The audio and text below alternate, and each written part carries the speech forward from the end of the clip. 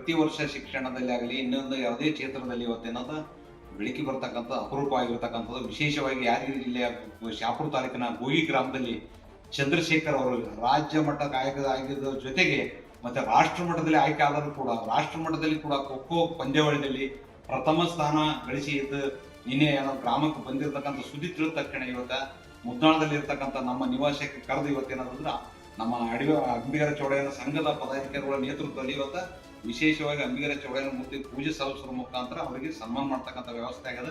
ಮುಂದೂ ಕೂಡ ಇವ್ರಿಗೇನದ ಮುಂದಿನ ದಿವಸದಲ್ಲಿ ಇವರಿಗೆ ಶಿಕ್ಷಣಕ್ಕೆ ಹೆಚ್ಚಿನ ಆದ್ಯತೆ ಕೊಡಬೇಕು. ಸರ್ಕಾರ ಕೂಡ ಇಂತಹ ಕ್ರೀಡಾಪಟುಗಳಿಗೆ ಹೆಚ್ಚಿನ ಮುತುವರ್ಜಿ ವಹಿಸಿ ಅವರಿಗೆ ಅನುಕೂಲ ಮಾಡಿಕೊಟ್ರೆ ಮುಂದೆ ಇವರು ಶಿಕ್ಷಣದಲ್ಲಿ ಕೂಡ ಮುಂದೆ ಬರ್ಲಿಕ್ಕೆ ಅನುಕೂಲ ಆಗ್ತದ. ಕ್ರೀಡಾ ಇಲಾಖೆಗೆ ನಮ್ಮ ಜಿಲ್ಲೆಗೆ ಕೀರ್ತಿ ತಂದ ಚಂದ್ರಶೇಖರ್ ಅವರ ಇವತ್ತ ಗೋಗಿ ಗ್ರಾಮಕ್ಕೆ ಅಷ್ಟೇ ಅಲ್ಲ, ನಮ್ಮ ಜಿಲ್ಲೆ ಕೀರ್ತಿ ತಂದ್ರೆ ಮತ್ತೆ ರಾಜ್ಯ ಮಟ್ಟದ ತಂಡದಲ್ಲಿ ಕೂಡ ಇವತ್ತ ರಾಷ್ಟ್ರ ಮಟ್ಟದಲ್ಲಿ ಒಗ್ಗಿಸಿ ಪ್ರಥಮ ಸ್ಥಾನ ಗಳಿಸಿರ್ತಕ್ಕಂಥ ಈ ತಂಡದಲ್ಲಿರ್ತಕ್ಕಂಥ ಚಂದ್ರಶೇಖರ್ ಜೊತೆಗೆ ಈ ಎಲ್ಲ ತಂಡ ಕೂಡ ನಮ್ಮ ಜಿಲ್ಲೆಯ ಜನತೆಯ ಎಲ್ಲರ ಪರವಾಗಿ ಅವರಿಗೆ ಧನ್ಯವಾದ ಹೇಳಕ್ಕೆ ಇಷ್ಟಪಡ್ತೀನಿ. 2025-26ನೇ ಸಾಲಿನಲ್ಲಿ ನಡೆದಿರ್ತಕ್ಕಂಥ ಅಮೇಚೂರ್ ಅಸೋಸಿಯೇಷನ್ ಖೋ ರಾಜ್ಯ ಮಟ್ಟದ ಆಯ್ಕೆ ಪ್ರಕ್ರಿಯೆಯಲ್ಲಿ ಯಾದಗಿರಿ ತಂಡದ ಪರವಾಗಿ ನಾನು ಭಾಗವಹಿಸಿ ಅಲ್ಲಿಂದ ರಾಷ್ಟ್ರ ಮಟ್ಟದ ಕ್ಯಾಂಪಿಗೆ ಸೆಲೆಕ್ಷನ್ ಆಗಿತ್ತು.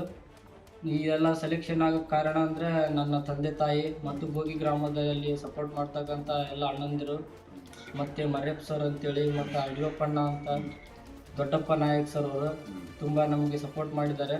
ರಾಷ್ಟ್ರ ಮಟ್ಟಕ್ಕೆ ಆಯ್ಕೆಯಾಗಿ ಅಲ್ಲಿಂದ ಕರ್ನಾಟಕ ತಂಡದಲ್ಲಿ ಭಾಗವಹಿಸಿ ಕರ್ನಾಟಕ ತಂಡ ಪ್ರಥಮ ಸ್ಥಾನ ಪಡೆದುಕೊಂಡಿತು. ನಂತರ ನಾನು ಗ್ರಾಮಕ್ಕೆ ತೆರಳಿದಾಗ ಉಮೇಶ್ ಸರ್ ಅವರು ನಮಗೆ ಅವರ ಗ್ರಾಮಕ್ಕೆ ಕರೆತರಿಸಿ ಸನ್ಮಾನಿಸಿ ತುಂಬ ಖುಷಿ ಆಯಿತು. ನಿಮ್ಮ ಹೆಸರು? ನನ್ನ ಹೆಸರು ಚಂದ್ರಶೇಖರ್ ಅಂತೇಳಿ, ತಂದೆ ಭೀಮಣ್ಣ.